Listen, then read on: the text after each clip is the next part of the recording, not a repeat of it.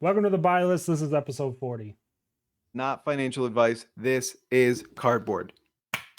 Oh, that was Oh, yeah. Yeah. rusty, Ted. Rusty. Yeah. That is very rusty. So, Nate, Bright Lights came and went. We had Yep. the release officially last week. Um, we actually haven't talked about our pre-release experience. I'm pretty hyped for limited for this set actually. I get to draft it for the first time on Thursday, and I did sealed pre-release obviously last weekend. Well, the previous weekend. And I felt like this set felt really good sealed, where like previous sets kind of felt like you needed a lot of it felt like you need less pack luck um in this sealed set. Yeah, your pool definitely dictates like who you play. Um, which I don't know if that's good or bad. It like I first pre-release I played Teclo Daddy. I had 3 Evos and a ton of block threes. So um I had like no items and my boost cards all sucked. So I was just like, great, we'll play 3 Evo Teclo Daddy. And the format is very like fundamental fab, Oh yeah. which Yeah. like it is, even though it's all three mechanologists, it definitely feels like Welcome to Wraithy, where it's Mm, just like you're just mm-hmm. trying to like just grind out advantage, like one little point here or there throughout the course of the game, Yep. which is really cool.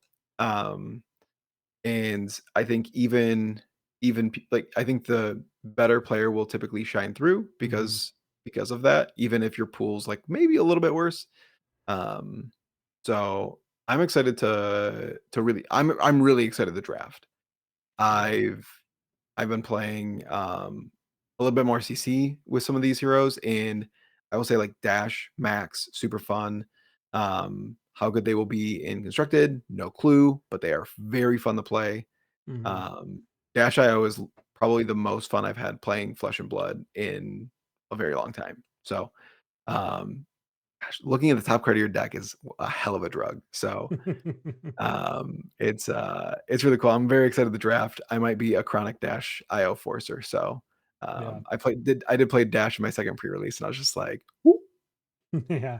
Yeah, I saw some of the dash games from the Milwaukee Battlehard and PTI event this weekend, and I was like, oh, that looks kind of fun. Like getting extra action points, get to Yeah, play Toma Fendel and do some crazy stuff. I'm like, I like that. I yeah. like what I'm seeing. I don't like that you can just die to no blocks, but maybe that can be We you just just don't gotta talk kill about him that. first. Yeah, Yeah. we just don't talk about that. Yeah, for sure. Yeah, I live that no block lifestyle anyways. So, Yeah. shit, one of my teammates literally made me card sleeves that say no blocks and send me the bill. So, That's it awesome. might be right up my alley. Yeah, for sure. So, we're going back to our roots, Nate. It feels like it's been a while kind of waiting for Bright Lights to come out. We're doing Yep. some deep diving on some cards. It's been a couple weeks. Let's jump over to it and take a look at our first card that we want to deep dive in. Obviously, limited data since the set's only been like I guess live on TCG Player. Pre-orders and stuff or would have been out before that, but live on Friday. This is the 9th right now. So first card here is Heist. It's a 2 cost boost, 5 attack, 3 block. Majestic, obviously. This card has a lot of potential in upcoming meta, I think. Yeah. Yeah. This card, I mean, it's just better combustible courier Mm, and it's attacks for one more. The on hit getting something out of your banish zone or even your opponent's banish zone if you're in a mech mirror is kind of insane. Like mm, the on hit is worth almost like 4 itself because if you can get like a Tekla core back, a boom grenade, um, yeah. anything, you can get a crank item, gain an extra action point. Um, card's just real good. Yeah. The a little bit awkward part of it is like sometimes it's just not live. Like if you draw it early in the game, not very Yeah. good. Um, But middle of the game, chef's kiss. Love this card. Yeah, this is the Goliath Gauntlet target all For day. sure. We Yep. saw it if you were watching the Milwaukee Battle Hardened, as I was this weekend. You kind of saw this pop in on some of those dash games that were shown, and it just asks for blocks. It's just like, Yep. well, can't let this hit, especially in the mirror. I think there was a mirror with Sam Dando and Rachel Dash herself that was televised on Sunday, and she threw two of these in a row, and it was like, oh boy, it's like yeah, it's like well, here's my whole hand. Like you Yep. just we go next. Yep. So you can see here, Nate, that like obviously we have our standard seven previous 7 days. Obviously this just goes back to release day, but 233 of these have been sold. Currently, as of right now, there's five non-foils on TCG Player at time of recording, and then everything else is foils. So it's about out.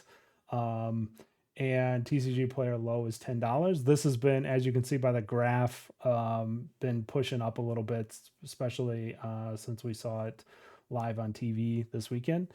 Yep. Um, I think when I looked this weekend was like $5, $6. Now we're at 10. I could see this pushing up a little bit higher as people start figuring out Dash and getting their cards and Yep. things like that. For sure. I think it's a definitely a mech staple Hmm. uh, for a long time. Yep. All right. Let's jump over to our second card. Yeah, everybody knows about this card. This is the hot topic for bright lights. So expansion slot, Majestic, Tome of the Imperial Flame. Draw a card. If you're royal, instead draw two cards.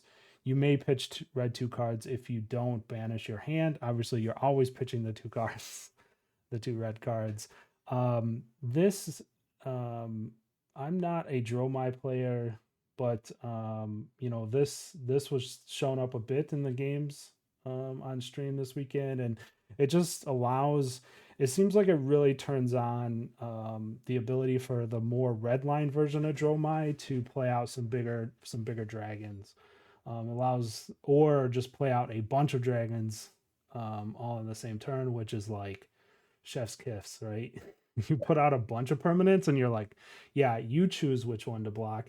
You ask the question of your your opponent, and then if they choose wrong, yeah, they're in trouble. Yeah.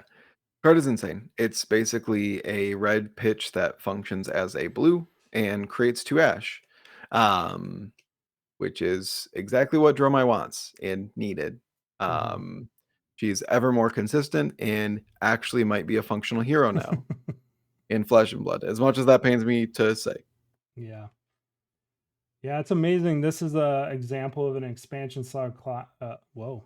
Expansion slot card that really hit home, right? I think this is, I'm not saying that they all 15 cards should be this, right, on every set moving Yes. forward, but like there should be a decent amount of these cards that are helping prop. Maybe Dromai didn't need like to be propped up, but it just again, it's like Starstruck, right? It's like one card, and you're just like, wow, this really moves the needle for a hero. And I really hope that we see more expansion cards like that. Last 7 day again since release, 185 sold. So you kind of get an idea of um, heist, right? Like how popular heist is. People are catching on, right? At 225, this is at 185, which this is the no secret card of the set, right? Everyone wants these. Currently 18 listing non-foils, sitting at 24-ish dollars right now. Obviously it's come down. You can see it started out at 40, but that line is starting to peak up ever so slightly. Again with heist, I could see this card popping up, right? I think we're still far enough away from PQ season where well, PQ season starts in here in a couple weeks, right? So I mean, I think this could trend upwards as we get closer to ProQuest season. Yes. This in the like going through like we opened 120 boxes this set. Um, the funny like this in non-foil is close to like cold foil legendary rarity. Like, it's like 1 in 9 boxes. Yeah, that's hard to pull. That's hard to pull. Will be expensive for a Uh, long time. Also, on Um, top of that being hard to pull, this set is just not being opened by as many players as a typical set, right? To yeah, put in a little bit of data from my side of things, on Tuesdays I do my box break streams. And yeah, not complaining here, but like that's the interest in this set is noticeably different than previous sets for box breaks, right? And I think that's fine. LSS and James White and all them have said that, right? Maybe this set's not for you. So that's going to also put a strain on the availability of this card, right? If it's just not being opened yeah. until people start drafting it, I think, and even then, so something 1 to in keep an 9. eye on. Yeah, 1 in 9 boxes. That's crazy. Run 9 drafts, you'll open 1. Yeah. Well, you better grab it as soon as you see it. Yeah, All right, let's jump down to our third card, adaptive plating. Interesting card. Lots of text on this one. Basically, galvanize. You can equip it anywhere, and it becomes a 3 block if you destroy an equipment. Very interesting card. LSS even admitted in one of their articles that just think of the future possibility, kind of like sum it up, which was an interesting take from them. But I think, this card, it's going to take some brewing, right? I think maybe in Dash you could see this being played. yeah. Um, but, It's it's already an upgrade over the arms in Dash, because Dash didn't always run Goliath Gauntlet anyways, and was running Galvanic Bender in a lot of, like, aggro matchups just for mm, that 4 breakpoint. And this is just a strict upgrade. Like, yeah. sometimes being, like, in, like, an absolute pinch, being able to block 3 and maybe, like, blowing up, like, your chamber if, like, it literally is, like, the only way you survive to play the game again, like, Hmm. that actually can be huge, like, giving you that extension, Yeah. in life, it's quite good. So it'll be interesting to see how people adapt and try to play with this card because I think it does have a lot of applications to be, like, very powerful.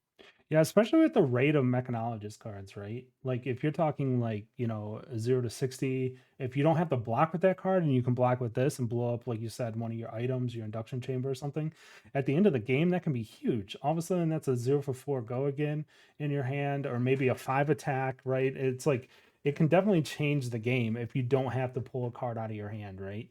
Yep. And then, mechanologists go boosting, right? And then you can maybe get the kill off of it. So since release, right now 25 have been sold. These are rainbow foils. I did add the cold foil numbers here, Nate, because I think it's super interesting, especially the price points. $26, and you can see it's trending downward as well at a pretty decent clip since release. Fab 2.0, we've talked about it numerous times. Your rainbow foil equipments are going to be affordable, which 26 bucks we're definitely getting there. But the interesting thing is that cold foil price, 96 bucks. I think I seen it at like 110 to start the weekend. It's trending downward, but it's like I think it's really cool to see that distinction, right? Like it's definitely Yep. not falling like the rainbow foil did, and it's like it's still holding its value. So pulling the cold foil, this is like still a pretty nice hit when you're opening your packs. Yeah. I the thing that the thing I always I like ever since I saw this card, I've been thinking of is, like, this is the first legendary that's potentially a 3 of, That's true too. or Yep. even a 2 of. What does that do for future playability, Hmm. having a full play set is technically 3 of this card, which is Yep. kind of nuts. So, like, is $26 too low? Because, like, I mean, like, we are now starting to really see, like, how LSS, like, future pr like, plans these things so far, like far out. We're seeing cards in Dynasty that are all of a sudden, like, popping off because we're Hmm. seeing all of the support for, like, hyperdrivers. Like, the Nitro Mechanoid was literally pennies on the dollar, and now people are complaining because it's too expensive again, and it's like, you should Hmm. have bought a playset when they were literally $25 for a playset, and now you have to pay 100. Hmm. And I'm pretty sure we talked about that card on this channel. Yeah. Um, I went back and but looked at my orders. I ordered 3 cold foils at 19 bucks because I was like, you know what? That's a good idea. I'm gonna pick those up. yep. Um, so I think, like, eh, keeping an eye on this and, like, if it sinks below 20, I would pick up extra copies. Yeah, that was kind of my mark for it too, actually, Nate, is that if it drops closer to 20 bucks, I might just snag 3 of these and kind of just, squirrel it away. Again, Away. this card, well, all these cards actually, we have to keep in mind that this set is not going to be opened like Dust Till Dawn or Outsiders, um, at least at first, right? There might be like this set might be weird. It might actually come on like the back end, right? We see Lexi leave here before Worlds, Dash IO. I think these heroes, like you said, Max and Dash probably have the potential of becoming staples in the meta, and then we'll have, there'll be maybe a rush for these, and then those cards will dry out Yep. because no one opened this to begin with, so the market is not as flooded as normal. So just something to keep an eye on. Okay, Nate. So yeah, cards to look at for bright lights right now. Heist, definitely take a look at those if you're interested in playing mech. Adaptive plating. Remember, you need 3 of them. Keep an eye on that. 26 bucks, I think, is a good deal right now. If you just want to have 1, 2, if you need them, if you want to play these mechs. And then our third card, the Toma Imperial Flame. If you're a Dromai stan, I think you're gonna want these. Maybe in Big Dragon version of her, you don't play 3 of them, but the hybrid mix or red line definitely is gonna play some of those. And I think at $24, $25, we could see that push to 30, $35 come ProQuest season. Definitely.